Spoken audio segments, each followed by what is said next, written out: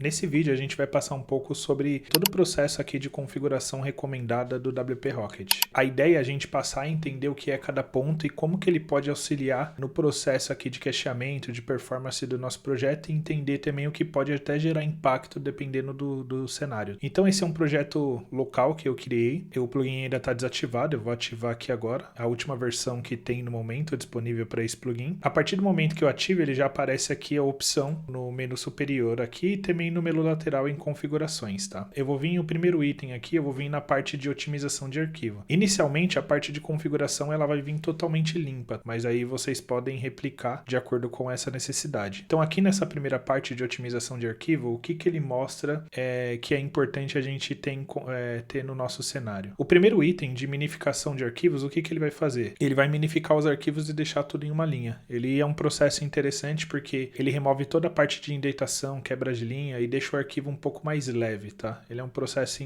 importante que ajuda nesse cenário. Esse outro processo aqui, ele vai remover todo o CSS que não está sendo utilizado nessa página, porque eu não sei se vocês sabem, mas o WP Rocket ele funciona gerando um cache específico para cada página. Lá na estrutura, ele salva dentro da pasta de uploads, ele salva dentro da pasta WP Content, ele tem uma pasta cache, tem uma pasta de WP Rocket e lá ele salva de acordo com o domínio que você tem do projeto. E lá ele vai salvando cada URL, ele vai criar um cache específico. Então o que isso permite? Ele permite verificar e remover o CSS que só está sendo utilizado nessa página. Vou dar um exemplo. Imagina que você tem um arquivo de CSS que é utilizado somente para a página de contato e você está na página inicial. É um arquivo de CSS da parte do formulário, de personalização do formulário, e na home não aparece esse formulário. O que ele vai fazer? Ele vai remover do seu arquivo geral de CSS todo esse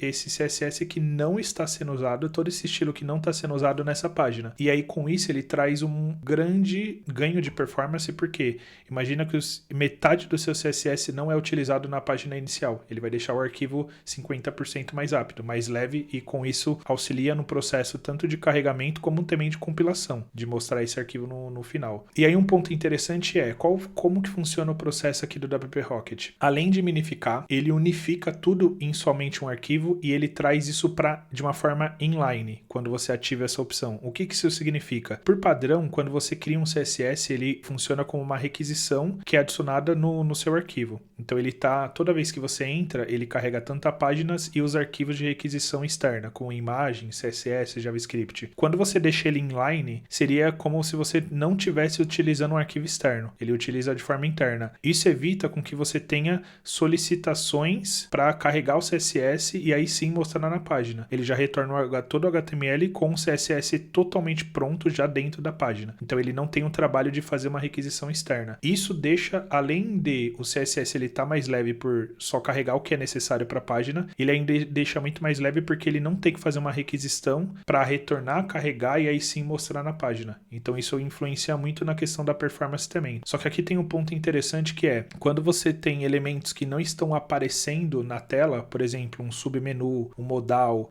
algum elemento em Ajax que não está compilando na tela, mas depois que você fizer alguma ação ele vai carregar, esse elemento ele vai ser excluído da folha de estilo, porque o WP Rocket entende que ele não está visível na tela, ou seja, o CSS dele não é usado. Então nesse caso, quando você tiver algum desses elementos, ele não vai carregar corretamente, ele vai carregar totalmente sem estilo. Esse campo aqui ele serve justamente para isso, onde você pode especificar um arquivo específico de CSS ou uma classe específica, um ID ou um elemento específico. Por exemplo, imagina que o formulário de contato eu vou querer que ele carregue. Então eu posso adicionar aqui, por exemplo, o ID do formulário de contato para ele não ser excluído. Eu tenho um modal ali de alerta que também não deveria ser excluído. Por mais que ele não esteja aparecendo na tela da pessoa, ele em algum momento ele vai aparecer com alguma interação do usuário. Então nesse caso é interessante que seja adicionado aqui a lista de todos os elementos aqui, que pode ser uma classe, um ID, enfim, que você deseja que não seja removido dessa regra independente de qual página esteja, tá? Isso é interessante para ajudar nesse processo. processo. Vindo um pouco mais aqui para baixo, a gente tem a parte de JavaScript. Por padrão, a gente tem o mesmo processo de minificação do JavaScript, que eu recomendo ser adicionado também. Isso ajuda a carregar mais rápido, isso ajuda ao arquivo ficar um pouco mais leve. E aqui eu tenho dois processos que ele ajuda muito, que é tanto o adiamento do carregamento do JavaScript, quanto também atrasar a execução do JavaScript. Isso ajuda a sua página ser muito mais performática, porque basicamente ele vai deixar toda a página pronta, compilar, e o que for necessário de ação de execução do JavaScript, por exemplo, se você tem um GTM, se você tem um script de mapeamento, de coleta de dados, ele não vai carregar no primeiro momento que o usuário entrar na tela, somente depois que a página ficar toda pronta. E isso deixa o site ele muito mais performático nesse caso. E aí um ponto interessante é, você também pode criar regras de exclusões. Existem cenários onde você pode ter algum tipo de problema quando você cria essa regra. Por exemplo, eu tenho um script do RD Station que já carrega meu formulário na página. Por padrão, se você faz esse tipo de adiamento na execução e no carregamento, o script do formulário ele pode não carregar corretamente. Então, nesse caso, é recomendado que você venha e adicione o script do RD Station ou da outra ferramenta ou de alguma funcionalidade nessas regras. Aqui também ele tem alguns elementos que você também pode adicionar nessa regra, que já está pré-setado e definido. Por exemplo, eu posso falar que eu não quero atrasar o meu Google Analytics, eu não posso atrasar alguns scripts específicos. Então, ele tem aqui alguns formatos que você pode adicionar nessa regra de exclusão. E aqui também tem uma configuração que você pode excluir todos os scripts internos, optar em excluir todos os scripts que não são do seu projeto, como por exemplo o Analytics, RD Station ou qualquer outro tipo, e os internos você roda normalmente, mas aí eu recomendo avaliar, principalmente se você usa muitos plugins de mercado, isso pode não trazer algum tipo de benefício da parte de performance. Da mesma forma, se você utiliza vários plugins de mercado, vários plugins com funcionalidades diferentes, pode ser que você ativando essas opções seja gerado algum tipo de conflito. Indo para o segundo menu aqui agora, aqui na parte de mídias eu recomendo que você habilite todas as opções que tem aqui nativa, porque ele vai fazer o adiamento do carregamento das imagens de todas as imagens que não estejam na primeira área de visualização. Ou seja, tudo que quando o usuário entrar na página não tiver na primeira área de visualização, o que tiver na área de visualização do navegador, ele vai adiar o carregamento. E a partir do momento que ele for dando scroll, ele aí sim vai carregando e vai mostrando as imagens aí por diante. Isso ajuda ao projeto ele ficar muito mais performático, porque se você tem uma página que tem mais de 50 imagens, mas no primeiro scroll ela só aparece 3 imagens, ele vai apenas fazer o carregamento inicial dessas 3 imagens. Então, possivelmente o seu projeto ele vai ficar com um tempo de entrega muito maior e ele só vai carregando as imagens a partir do momento que o usuário ele for dando scroll e que for sendo necessário. Então, esse é um ponto bem interessante. Então, aqui ele tem a opção que ele habilita tanto para as imagens de forma normal, para as imagens também que estão como background, né? E também tem um ponto bem interessante que realiza esse processo para a parte do carregamento de vídeos também, de iframes, de vídeos que funciona para o YouTube, funciona para o Vimeo e várias outras ferramentas aí que tem embed de vídeo. Esse é um ponto bem interessante porque normalmente essas bibliotecas de vídeo elas acabam fazendo com que o carregamento inicial ele fique muito pesado. Então, por exemplo, o script do YouTube ele tem mais de 1 mega, então isso vai favorecer o seu site ele ficar mais de 1 mega pesado. Então você pode ativar essa opção para fazer com que o seu projeto ele acabe ficando mais leve e carregando somente o que é necessário. Essa opção aqui de baixo do substituir iframe, ele vai adicionar um pré-carregamento no seu vídeo, ou seja, ele não vai carregar o vídeo, ele vai adicionar uma imagem de thumbnail do seu vídeo e ele só vai carregar o seu vídeo a partir do momento que você clicar no play da imagem. E aí com isso ele vai carregar o vídeo e aí sim baixar a biblioteca, compilar na mesma hora, tá? Isso é bem interessante. E aqui embaixo, da mesma forma que na parte do CSS JavaScript também você pode adicionar quais arquivos você quer adicionar na regra de exclusão, aqui você também pode adicionar. Então você pode falar que eu tenho um logo, eu tenho uma imagem específica que eu nunca quero que seja adiado o carregamento. Descendo um pouco mais para baixo, eu tenho a parte de dimensão dos arquivos, que é basicamente ele vai adicionar o tamanho, a largura e a altura da imagem, caso não seja adicionado via código. Esse ponto é bem importante pela questão de acessibilidade e também no não carregamento ou na demora no carregamento da imagem. Ele evita o site quando está sendo carregado, ele dá aqueles saltos de quando a imagem é carregada. Ele carrega essa imagem, quando ele carrega ele empurra todos os elementos para baixo. Isso na performance do PageSpeed, ele acaba negativo desativando porque ele considera que o seu projeto ele está tendo alterações de elemento. E isso conta como uma perda de pontuação quando você está fazendo a avaliação de performance. E aqui o último elemento dessa parte é a parte da fonte, que é uma funcionalidade recente aqui do WP Rocket,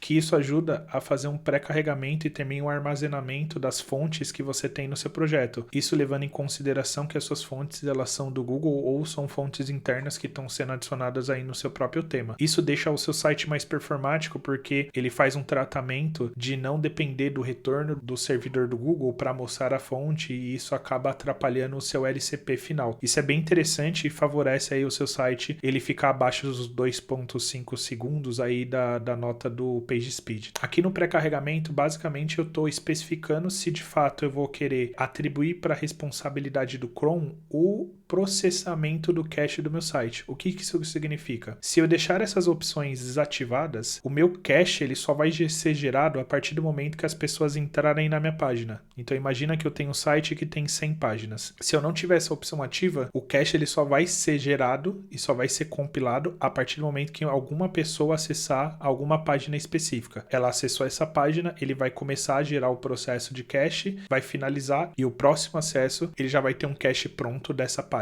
Quando eu ativo essa opção do pré-carregamento, o que ele faz? Seria o equivalente a ele tem um mapeamento de todas as páginas, como se fosse um sitemap, e ele vai jogar para o Chrome a responsabilidade de verificando cada uma das páginas, no caso essas 100 páginas que eu tenho no projeto, e vai gerando o cache de cada uma dessas páginas e vai definindo que dessas 100 páginas eu já gerei 50 páginas, e aí ele vai gerando isso ao longo do tempo. Esse ponto ele é bem interessante e ele auxilia muito, até porque no próximo menu a gente vai ver que o cache ele tem um tempo de vida. Então, a página ela gera um cache, por exemplo, de um dia e no outro dia esse cache é deletado e ele tem que ser gerado novamente. Essa funcionalidade, ela ajuda muito a quando o meu cache ele no caso ele expirar e ele for deletado, o próprio cron do WordPress, que é um agente que fica no servidor rodando, ele vai gerar novamente o cache para mim. Aí um ponto de atenção aqui é basicamente quando o meu projeto ele tem muitas páginas, muitos posts, muitas URLs configuradas. Vou dar um exemplo, se meu projeto ele tem 5.000 posts cadastrados e eu atribuir essa responsabilidade para o Chrome ficar verificando e rodando, e o tempo de permanência do meu cache estiver muito curto, por exemplo, um dia, eu vou ter 5.000 processos rodando todo dia, de uma forma, o Chrome ele vai estar consumindo parte do meu recurso do servidor. Então eu recomendo que isso seja avaliado de acordo com o servidor, com a capacidade, com a quantidade de posts, para não prejudicar e gerar uma certa lentidão. O ideal é que o tempo de permanência do cache ele seja um tempo adequado de acordo com o tipo de projeto. Tem projeto que é um institucional que não faz sentido o meu cache ter um tempo de vida de um dia, mas tem projetos que, no caso, o conteúdo ele está alterando constantemente. Por exemplo, imagina um site de previsão do tempo, ele é atualizado diariamente, então nesse caso o tempo de cache de um dia faz total sentido, mas imagina um blog, um site institucional que dificilmente tem algum tipo de alteração. Isso eu posso transformar o tempo de vida do meu cache para 7 dias, por exemplo, então eu posso controlar isso. Vindo aqui para o próximo menu é onde de fato a gente especifica o tempo de vida útil do cache, que eu posso especificar tanto em dias como também em horas.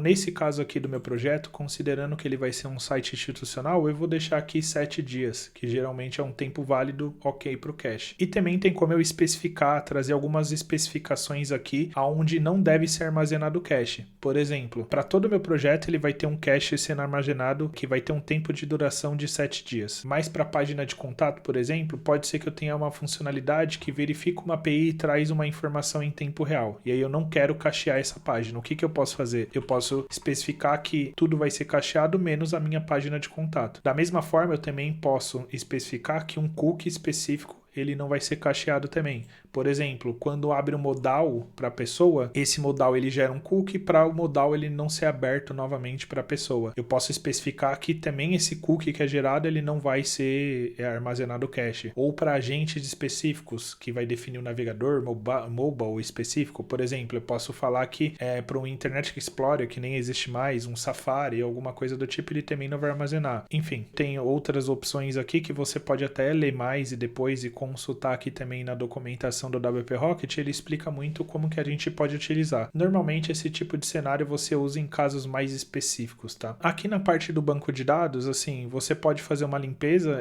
Normalmente eu não acabo não utilizando esses processos porque pode variar de projeto para projeto, mas aqui você pode fazer uma limpeza de acordo com revisões, de acordo com a parte de comentários de spam, de acordo com a parte de transientes e tudo mais. Aqui na parte de CDN você pode utilizar o WP Rocket também para fazer a configuração aqui da CDN, principalmente da parte de arquivos estáticos e tudo mais. Ele mesmo aqui especifica. Normalmente, como a gente utiliza a parte de adiamento e também a parte de unificação aqui do CSS e do JavaScript, acabo não utilizando para esse tipo de cenário. Mas para a parte de imagens, acaba podendo ser um cenário interessante. Mas eu recomendo também que seja avaliado, porque dependendo do cenário, você pode ter projetos que estão na AWS, que pode trabalhar com S3 ou com algum tipo de outro serviço. Ele talvez o WP Rocket não seja a funcionalidade mais ideal para esse tipo de cenário, mas visando trabalhar de fato com uma CDN para esses arquivos estáticos, pode acabar influenciando, mas aí depende de configurações no servidor também, enfim, aí eu recomendo ser avaliado com um pouco mais de calma. Esses pontos que a gente acabou de passar são os principais pontos, assim, de quando a gente fala referente à parte de performance. Um adendo sobre a parte de otimização aqui de imagem, eu recomendo muito a parte de configuração de algum plugin que traga a funcionalidade de tanto de otimização de imagem, como também de adicionar a opção de WebP, até para deixar as imagens mais performáticas. Mas isso envolve custos, porque dependendo do plugin, como esse Imagify que ele oferece, ele tem uma limitação de até quantas imagens você pode otimizar e o restante ele acaba sendo pago. Então isso entra para uma questão mais detalhada, mais específica, de ter que envolver o custo, ter que envolver o tipo do projeto. Então é isso, a gente passou um pouco aqui na parte da configuração do WP Rocket. Existem algumas outras variáveis aí, por exemplo, se eu estou usando o Elementor junto com o WP Rocket, é interessante, eles funcionam muito bem, eles podem trazer uma grande melhoria e uma performance para o meu projeto, mas pode ter configurações conflitantes. Por exemplo, o Elementor ele tem uma funcionalidade de lazy load natural também dentro da configuração dele e também faz um armazenamento na parte de fontes. Então é necessário que quando você utiliza outros plugins dentro do WordPress, você visualize e você verifique se não tem nenhum conflito de funcionalidades. É muito normal as pessoas utilizarem mais de um plugin que tem a funcionalidade de fazer a gestão da parte de cache. Isso pode gerar conflito. A minha recomendação é que, em conjunto com o WP Rocket, se não for uma questão muito específica, vocês evitem ativar a mesma configuração em ambos os lados, né? O WP Rocket para sites mais institucionais, sites fixos, ele funciona muito bem. Ele pode apresentar um pouco mais de dificuldade quando a gente quer fazer uma área de cache logado do usuário. Por exemplo, eu tenho uma loja e ele vai ter uma área logada, como que vai funcionar esse tipo de cache? Talvez outro plugin, ele acaba atendendo melhor esse tipo de necessidade, mas uma visão geral assim para projetos de eu tenho um blog, eu tenho um site institucional, enfim, ele atende muito bem e ele pode trazer tranquilamente um projeto junto com Elementor, junto com outros plugins, ele pode fazer com que meu projeto ele tenha uma nota fácil aí de 95 no PageSpeed e atenda totalmente essa necessidade, além de possibilitar também eu trazer uma melhoria muito grande de aproveitamento de recurso do servidor, tendo a possibilidade de ter um servidor com recurso um pouco menor, tendo um valor um pouco mais barato, atendendo a mesma necessidade e uma quantidade de audiência até um pouco mais elevado, tá? Então é bem interessante aí. Como uma recomendação também, eu fiz um outro vídeo falando sobre isso, eu recomendo também o uso desse plugin aqui para entender um pouco melhor como funciona o processo de geração de cache aqui do WP Rocket. Apenas para explicar um pouco melhor para vocês, o WP Rocket ele gera o processo de cache em algumas camadas, tá? Então o WP Rocket ele faz o armazenamento do cache dele no disco, ele fica lá dentro do WP Content na pasta de cache e ele vai gerando o cache e ele vai refazendo e melhorando o cache de acordo com a funcionalidade que ele está no momento. Então primeiro ele gera o cache do HTML, depois ele faz a exclusão do CSS não usado, depois ele faz a revisão da parte do lazy load, depois ele faz a revisão da parte dos elementos não prioritários na tela, para deixar mais performático. Esse processo ele é um processo que ele funciona em etapas para cada uma das páginas. E muitas vezes a gente acaba ativando o WP Rocket, limpa o cache e pede para ele gerar, por exemplo, nesse caso. E pode ser que eu faça um teste de performance logo em seguida e a performance não tenha ficado adequada. E muitas vezes a gente não consegue entender o porquê que a performance não ficou adequada. A gente não entende se foi um problema, se deu algum tipo de... se não funcionou a configuração que eu adicionei, se o processo de cache ainda está sendo gerado. Então, esse plugin, o que ele visa? Ele visa trazer um pouco de clareza para esse processo do WP Rocket. Então, basicamente, o que ele faz é, ele lê o que o WP Rocket armazena no banco de dados e ele mostra para você visualmente. Então, nesse caso, ele listou todas as páginas que eu tenho aqui no meu projeto atualmente e ele listou o processo de cache. Aqui é o processo de cache inicial, aqui é o processo de armazenamento e exclusão do CSS não usado tanto para o desktop quanto para o mobile, que ele faz essa separação. Aqui é o processo de lazy load, tanto para o desktop quanto para o mobile. E aqui é o processo de elementos primários que ficam no primeiro scroll da tela. Também é um processo que ele realiza. Então aqui um ponto bem interessante é, quando eu faço aqui a limpeza do CSS, ele vai resetar essa planilha e vai pedir para refazer novamente. Então ele deu um desubmit e ele vai refazer nesse processo. E se eu for recarregando a tela, ele vai mostrando em tempo real. Por exemplo, se eu limpar aqui a parte de elementos de prioridade, ele também vai limpar essa parte aqui. Então assim, eu fiz um outro vídeo, eu até vou deixar aqui no final. Eu também criei um repositório, que esse plugin ele está disponível para vocês verificarem e testarem. E ele é um plugin bem interessante para que a gente possa fazer um acompanhamento na geração do cache e visualizar quando a gente tiver algum tipo de problema, né? Então é isso que eu queria abordar um pouco sobre a configuração aqui do WP Rocket, que na maioria das vezes isso vai funcionar. E caso vocês tenham alguma dúvida, alguma sugestão ou queiram entender o WP Rocket em alguma configuração específica, em conjunto com Elementor, alguma coisa do tipo, ou até mesmo alguma outra recomendação de plugin de cache, vocês podem adicionar suas dúvidas aí no comentário, que assim que possível eu vou visualizar e eu consigo retornar para vocês. É isso, valeu, até mais.